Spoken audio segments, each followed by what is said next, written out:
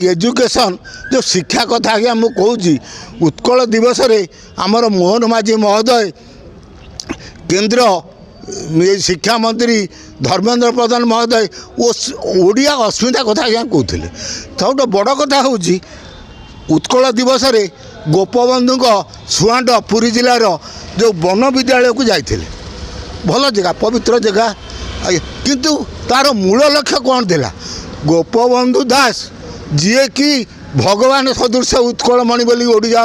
जाति देती सी आज्ञा जो नई बड़ी घर बड़ी विपन्न लोक जाकि छिड़ा होते एमती कि पुओ बेमार पड़ी पुओ को देखा जो कहगला से कहले मोर गोटे पुओ मरी जापे कि मोर शह शह पुओ आज बन्यार पीड़ित बन्यार घर रही पाना तेणु बन्यार पड़ी मुझे देखा करी मो गोटे पुओ बर चली जापे शह शह पुओ सी हूँ आज्ञा उत्कलमणि गोपबंधु दास उत्कलमणि गोपबंधु दासर मूल लक्ष्य कौन थिला आज जो जाइए आमर मोहन माझी महोदय सेटा हूँ कौन सत्यवादी बकुल वन विद्यालय आज्ञा सत्यवादी बकुल वन विद्यालय ताहने आज्ञा कहीं नीलकंठ दास हरिका गोपबंधु दास हरिका जो तैयारी करते शिक्षार मानदंड बढ़ाई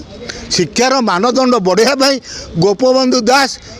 सत्यवादी बकुल वन रे जो स्कूल तैयारी करते जो वन स्कूल तैयारी करते आमर मुख्यमंत्री जाते ठीक अच्छे काली आज्ञा अजस्र देते गोटे देते 585 कोटी टंका गोटे 495 कोटी टंका गोटे 90 कोटी टंका दान कर कौन कर योजना बड़ अध्यक्ष तो 30टा जिले में 30 जन से जो टंकाटा सांसन कर योजना बड़ अध्यक्ष से कथा आज्ञा छाड़ तेणु शिक्षार मानदंड जो गोपबंधु दास देखी से जो शिक्षार मानदंड मुख्यमंत्री आमर माझी महोदय आउ शिक्षा मंत्री केंद्र धर्मेंद्र प्रधान मुझे गोटे कथा आज्ञा पचार चाहूँगी ये उत्कल दिवस किसी कथा पत्रिकार बाहर मुझे पढ़ी देखो आज्ञा ओडिशार जो सीमांत जिला मानक आज्ञा ओडिया पाठ पढ़िया को स्कूल ना जो स्कूल अच्छी मास्टर ना आम ओडिया पिला जाकि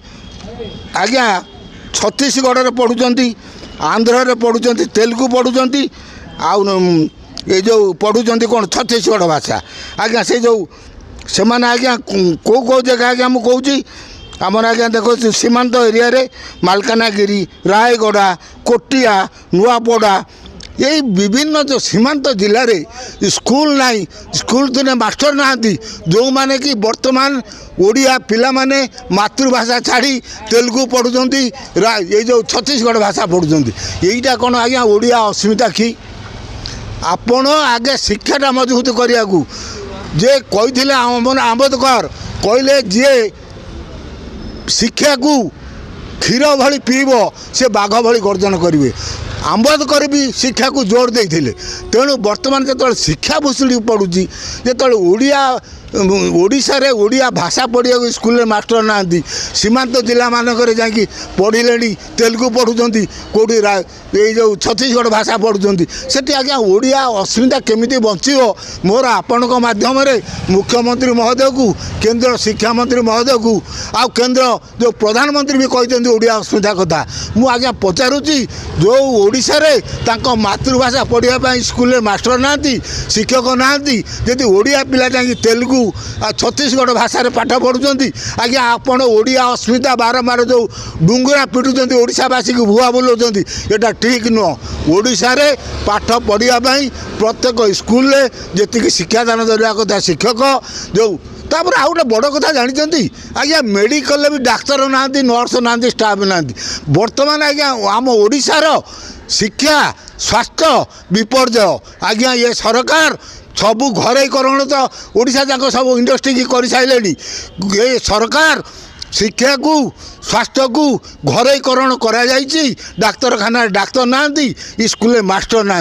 मु आपण माध्यम सरकार को राज्य सरकार को केंद्र सरकार को अनुरोध करुँची ओडिशार जो शिक्षा विपर्जय घटी